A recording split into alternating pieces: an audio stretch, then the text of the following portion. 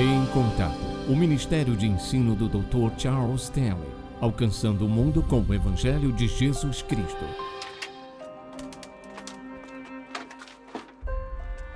Pela manhã está fresco, é pacífico, é silencioso, é sereno, é apenas um momento em que me sinto em paz e é um silêncio maravilhoso para orar.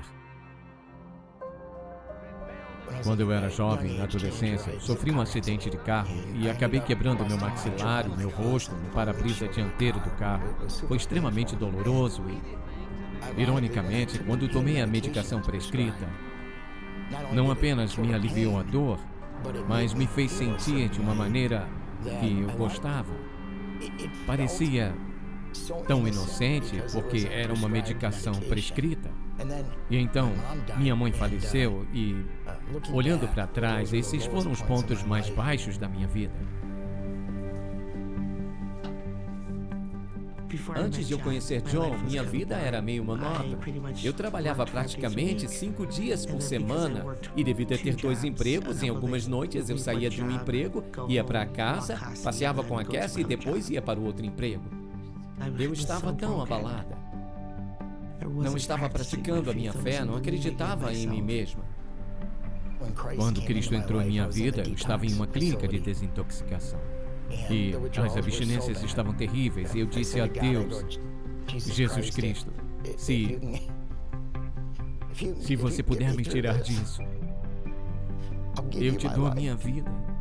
Eu faria qualquer coisa para me livrar daquela doença, da abstinência física.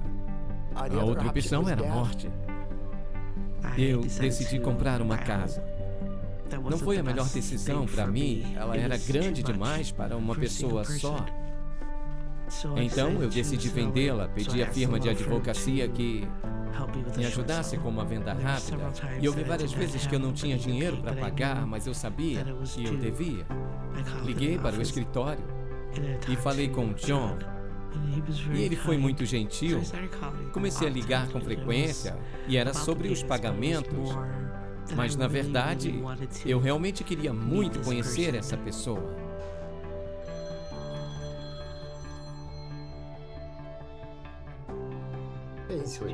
Lembra da nossa primeira ligação? Claro que eu lembro, como poderia me esquecer. Lembro de desligar o telefone e pensar, eu gostaria de conversar com ela novamente. Eu sei que estava orando para conhecer alguém e você podia sentir a conexão. Estava nervoso de me contar sobre seu passado. Ah, sim, eu estava esperando o momento certo para ver como você iria reagir. Eu apenas me senti bem por ser amado pelo que eu sou, pelo estado presente de alguém que te ama, pelo que você é naquele momento. Nestes últimos anos, aprender sobre Cristo me trouxe muita alegria e compreensão da palavra. Deus era apenas alguém que eu sabia que estava no céu. Assistir Charles Stanley no Deus Tem um Plano para a Sua Vida foi tangível. Lembro-me de sentir como se Deus estivesse falando comigo, dizendo, não era aleatório eu estar ali, e aquele sermão que eu ouvi mudou totalmente a minha vida. Nós realmente nos conhecemos muito bem e nos tornamos amigos.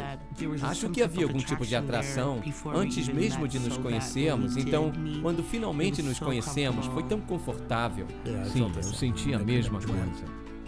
Eu não poderia sonhar com a conexão em um nível tão sincero e honesto. Inicialmente, eu procurava não estar sozinho. O que torna nosso relacionamento tão especial é que desenvolvemos uma amizade. Você é o meu melhor amigo. Você nem consegue sonhar o que Deus reserva para sua vida quando você é obediente.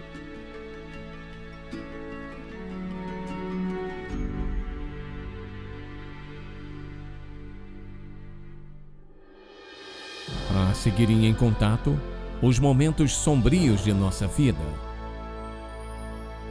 Se quer o melhor de Deus em sua vida e quer que sua vida valha a pena, então pode esperar andar pelo caminho da adversidade. Está sempre lá. E é incrível como, de alguma forma, Deus usa as adversidades em nossa vida para nos moldar, nos preparar e nos equipar para fazer as coisas que Ele deseja fazer em nós, através de nós, na vida. E quando você pensa sobre o que é a adversidade são aqueles momentos sombrios da nossa vida, quando nos sentimos provados e tentados, feridos, maltratados, abusados, nos sentimos deprimidos, ansiosos, com medo, apáticos, em pecado, ou tristes, o que seja. Tudo pelo qual uma pessoa passa, tristeza e perda. Estes são os momentos sombrios em nossa vida. Deus não promete que teremos uma vida sem estes momentos. Nós vamos tê-los. E o que temos que perguntar é isto: como nós vamos reagir a eles? E a forma como reagimos a ele é determinada por uma série de coisas. Uma delas é quanto tempo que dura este momento sombrio. Alguém vai dizer, bem, para mim não foi um momento sombrio, foram horas, dias, semanas, momentos, anos sombrios. Bem, vamos fazer a pergunta: por que você acha que Deus permitiu isso em sua vida por tanto tempo? Então, eu quero te levar a um dos princípios da vida, da Bíblia, Princípios da Vida. Porque é um princípio pelo qual Deus opera. Cada um desses princípios é verdadeiro. Então, quero colocar no telão para que você possa escrever. E não esquecer, porque é sobre isso que nós vamos falar. Os momentos sombrios da nossa vida durarão apenas o tempo que for necessário para que Deus cumpra o seu propósito. Então, há uma limitação neles, há um propósito neles, e é muito específico esse propósito. Eles duram apenas o tempo necessário para que Deus cumpra o seu propósito. Agora, como nós nem sempre sabemos qual o seu propósito, pensamos, Deus, por que permitir que isso aconteça? Isso parece ser tão inútil, tão sem sentido. Não vejo razão nisso, só estou sofrendo, sentindo a dor. Está deixando isso continuar. Bem, nós não vemos, mas Deus vê isso, porque Ele vê nossa vida do começo ao fim. E o que eu quero que façamos nesta mensagem é ilustrar esta verdade através da vida de José, porque, começando como um adolescente, seus momentos sombrios começaram na adolescência e duraram por 13 anos sombrios. Então, quero que abra, por favor, no livro de Gênesis e vamos dar uma olhada no capítulo 37 e quero dar um pequeno histórico do que está acontecendo na vida dele, para que você possa ver como tudo isso se encaixa. Capítulo 37, começando no verso 1. Ora, Jacó morava na terra onde seu pai havia peregrinado, na terra de Canaã, e estes são os registros das gerações de Jacó. E assim, ele começa com José, porque é uma incrível história aqui. Então ele começa: José, aos 17 anos, pastoreava o rebanho com seus irmãos quando ainda era jovem, juntos com os filhos de Pila e os filhos de Zilpa, esposas de seu pai. E José trouxe um relatório ruim sobre eles ao seu pai. Ora, Israel, outro nome dele, outro nome de Jacó. Ora, Israel amava José mais do que todos os seus filhos, porque era filho de sua velhice. Ele fez para ele uma túnica multicolorida. E, sabe, nós a chamamos de casaco de muitas cores. Seus irmãos viram que o seu pai o amava mais do que a todos os irmãos, por isso os odiavam e não podiam falar com ele em termos amigáveis. Ou seja, ele vivia numa atmosfera de puro ódio. E lembre-se, eram 11 irmãos. Então José teve um sonho. E quando contou aos seus irmãos, eles o odiaram ainda mais. Ele disse a eles: por favor, ouçam esse sonho que eu tive. Pois eis que estávamos amarrando molhos no campo, e eis que meu molho se levantava e também ficava em pé. E eis que os teus molhos se reuniram e se curvaram diante do meu. Bem, eu acho que não contaria essa parte do sonho, acho que não contaria. Então seus irmãos lhe disseram: você realmente vai reinar sobre nós, ou você realmente vai nos governar? Então eles o odiaram ainda mais pelo seu sonho e pela sua palavra. Agora ele ainda teve outro sonho, e o relatou a seus irmãos e disse: eis que eu tive ainda um outro sonho, e eis que o sol e a lua e 11 estrelas se curvavam diante de mim. Ele relatou isso a seu pai e a seus irmãos. E seu pai o repreendeu e disse a ele: que sonho é esse que você teve? Será que eu, sua mãe e seus irmãos realmente iremos nos curvar diante de você até o chão? Seus irmãos, pois, o invejavam, mas seu pai guardava essas palavras em sua mente.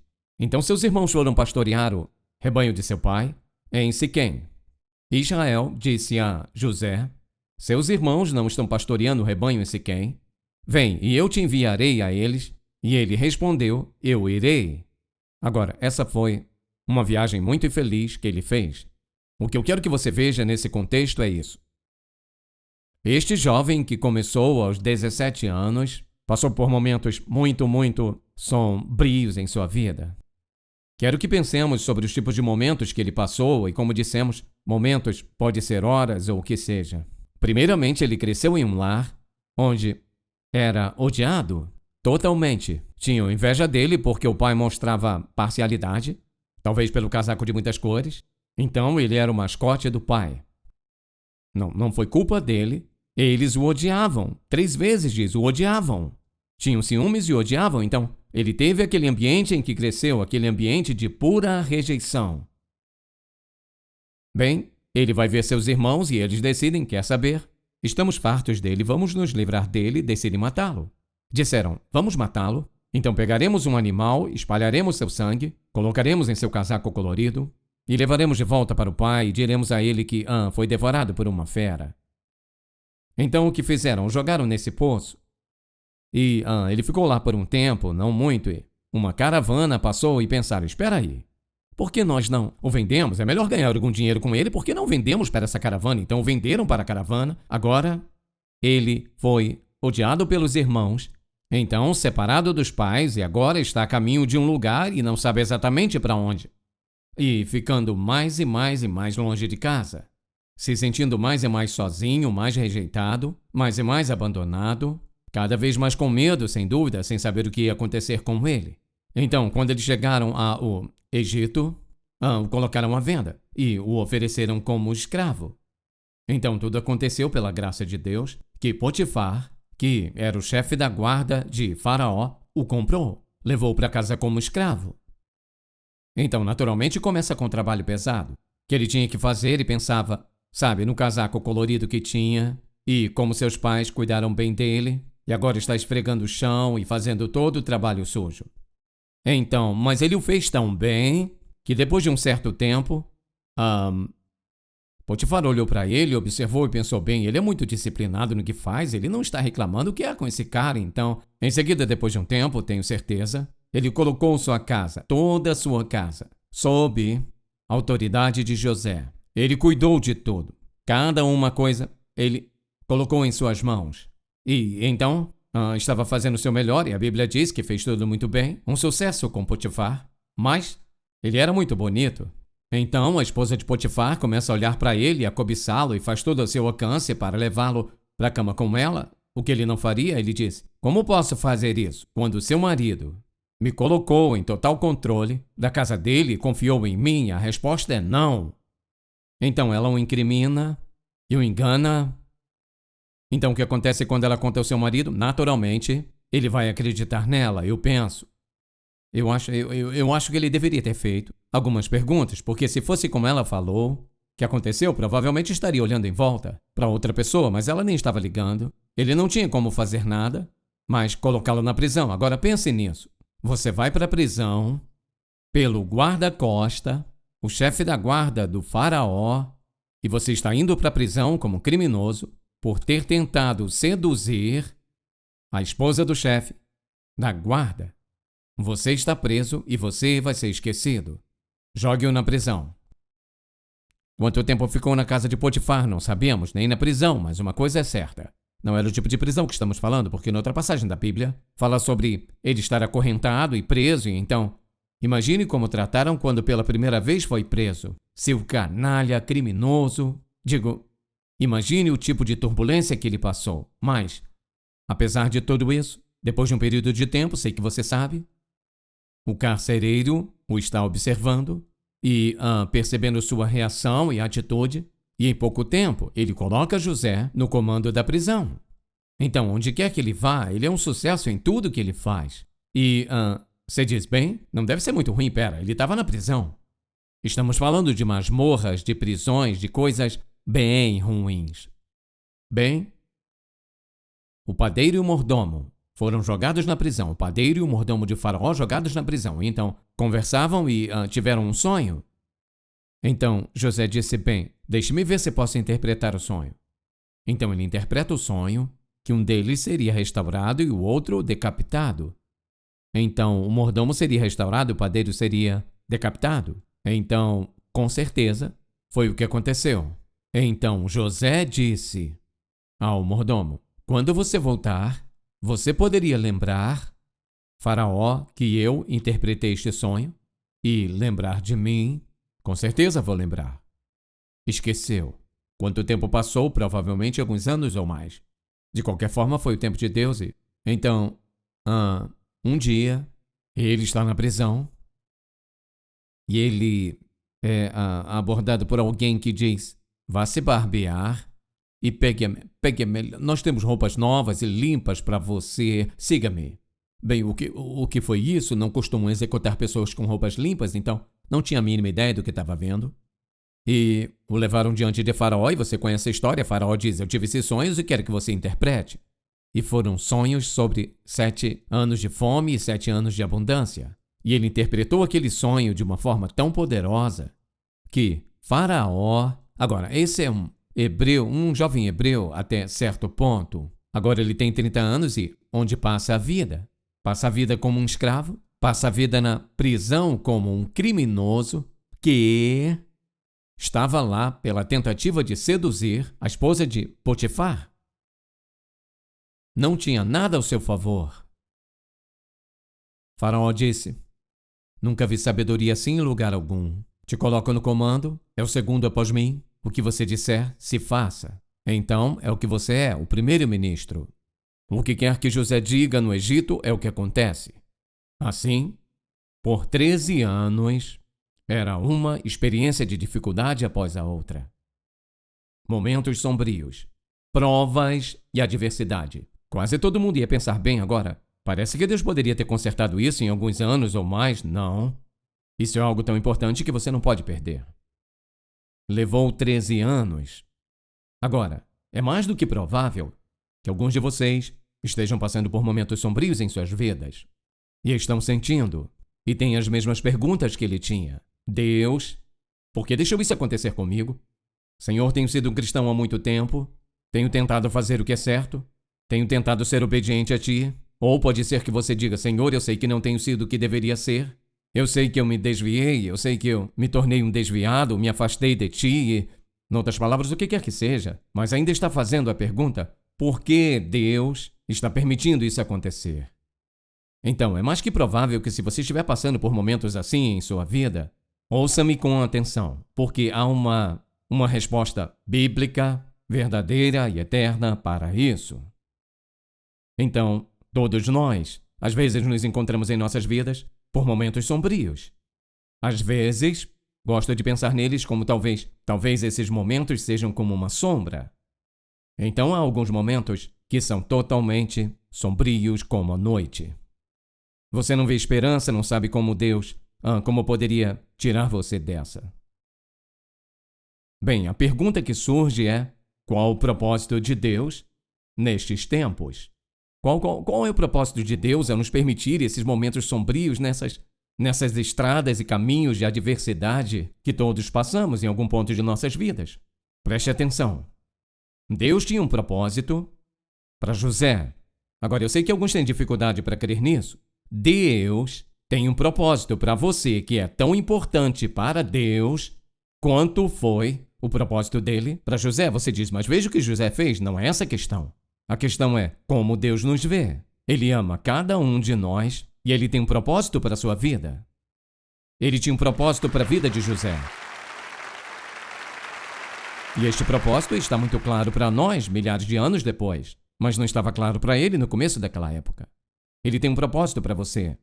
Então você diz: qual o propósito para a minha vida? Bem, vamos pensar nisso, por exemplo. Em última análise, eis o ponto principal. Seu propósito final em sua vida e na minha vida, o motivo por que eu uso esses momentos sombrios, é para nos conformar à semelhança de Cristo. Você diz: eu ainda não entendi. O que eu quero dizer é isso. Isso. Apenas uma coisa vai satisfazer você, e é Jesus vivendo a vida dele em e através de você. É isso. Então, quando eu penso no propósito que Deus tem em nossa vida, então uma das questões aqui é: quanto tempo que Deus permite que isso aconteça em nossa vida, ou seja, por exemplo, se José, digamos 17, ele vivia entre seus irmãos e eles o odiavam antes dos 17, é aí que a escritura começa. Então, e quanto à duração do tempo? Somente enquanto isso for necessário para que Deus cumpra seu propósito em nossa vida. Agora, eu tenho alguma coisa a ver com isso? Sim, e você também. Se eu me rebelar contra os momentos sombrios, tudo o que estou fazendo é prolongar esses momentos sombrios ou me posicionando em última análise que Deus simplesmente me deixa de lado e diz: você decide não ser usado, não vou te usar. Então, a maneira que reagimos é muito, muito importante. Você não desiste, porque o seu Deus não vai desistir de você. Não vai desistir de você, não importa o que aconteça. Então, quando eu olho para a vida de José e percebo o que ele passou, o quanto durou, e penso naqueles momentos que você e eu passamos e pensamos, 2 semanas é terrível, ou 1 mês simplesmente horrível. Mas eis o que torna isso difícil. Quando você está passando por um desses momentos sombrios, e parece que nunca vai ter um fim. E parece que isso vai durar o resto de sua vida. Parece que vai ser penalizado por toda a sua vida. Parece que nunca vai ser capaz de atingir seus objetivos. De algum modo, parece que não existe esperança. Você nunca estará sem esperança enquanto tiver Deus. Porque Deus ama você. E Ele vai cumprir a vontade dele em sua vida de uma forma ou de outra, basta confiar nele. José deve ter sentido tudo o que nós sentiríamos, talvez pior. Porque ele não tinha o conhecimento de Jesus que nós temos. Mas ele tinha o conhecimento que Deus Jeová, o único verdadeiro Deus, era seu Deus e ele estava a par da presença de Deus na vida dele. Então pense em onde você está. Não sei o que você está enfrentando, pode ser problema de saúde, de relacionamento, o que for. Mas não culpe a Deus por isso. Faça a si mesmo a pergunta a Deus: o que está querendo fazer na minha vida? Como dissemos, uma das coisas principais é moldar-nos no caráter de Cristo, que nos ensina a confiar nele, a ser diligente, perseverante, a ser corajoso, a ser ousado. Ou seja, manter nossos olhos nele, manter nossa consciência nele, ser confiável, ser fiel, depender dele, diligente, disciplinado na vida. São os propósitos de Deus. E ao nos rendermos a isso e permitir que ele faça essas coisas em nossa vida, o que acontece? Ele nos usa, ele nos usa na proporção da nossa vontade de sermos moldados. E então, quem determina isso? Nós até um certo ponto. Se estou disposto a dizer, Deus, não estou entendendo, mas eu quero. Se isso é necessário em minha vida para me preparar para o que tu queres, eu quero. Agora, preste muita atenção. Quer sobreviver a todo custo? Algumas coisas são muito importantes. Número 1 é isto. E eu falo de que você confie em Deus. Se você não confiar nele nos momentos difíceis, você não vai conseguir. Creia nele. Segundo lugar, para que isso aconteça, você deve ler a palavra de Deus. Você deve ler a palavra de Deus, meditar em sua palavra por essa razão. Quando você lê as Escrituras, o que está fazendo? O Espírito de Deus programa sua mente a pensar da forma que Deus pensa. Quanto mais coloca as Escrituras em sua mente e coração, mais pensa como Deus. Oração e leitura da palavra de Deus são totalmente essenciais, se quisermos atravessar os momentos sombrios e superá-los com sucesso. É a verdade que você quer colocar em sua mente como Deus pensa, como Deus age, como eu me encaixo no plano de Deus. Se quer sobreviver aos momentos sombrios, leia sua palavra, fale com ele e ouça o que significa que isso leva tempo. Veja, Deus não está em nossa programação. Estamos na dele. Quer superar os momentos sombrios? Você vai ter que viver de joelhos, na palavra de Deus, ouvindo-o, separando um tempo para deixá-lo colocar em sua mente e coração os pensamentos dele sobre sua situação individual. Ele vai te direcionar, vai te guardar, vai te guiar, vai te proteger. Sim, ele vai. Então, qual a conclusão? Você diz, bem, momentos sombrios são ruins? Nem sempre. Ouça, se Deus permite que você ande por momentos sombrios em sua vida, não é por algo que você fez. Preste muita atenção. Ele tem alguma coisa em mente que você nunca será capaz de descobrir até ele resolver. Você não quer correr o risco de perder o que Deus tem em mente. Mas tem que confiar. O que gera confiança? O que gera confiança? Sua palavra e a oração. E o que gera confiança é a obediência ao que ele diz, e o nível de confiança vai subindo e subindo e subindo. Deus fará em sua vida coisas que você nunca sonhou, se tão somente confiar nele, nestes momentos sombrios. E Pai, quão gratos nós somos por tu saberes transformar um momento sombrio em uma radiante luz, quando sua vontade começa a se cumprir em nossas vidas. Eu oro para que o Espírito Santo leve esta mensagem de esperança e segurança para que cada uma pessoa que ouve e assiste se disponha a confiar totalmente em Ti, o que quer que aconteça, e observe o seu agir, seu incrível agir na vida deles. Em nome de Jesus. Amém. Se você foi abençoado pelo programa de hoje, por favor, visite-nos em intouch.org. Em Contato, levando pessoas do mundo inteiro a um relacionamento crescente com Jesus Cristo e fortalecendo a igreja local. Este programa é patrocinado pelo Ministério Em Contato e é possível pela graça de Deus, suas orações e ofertas fiéis.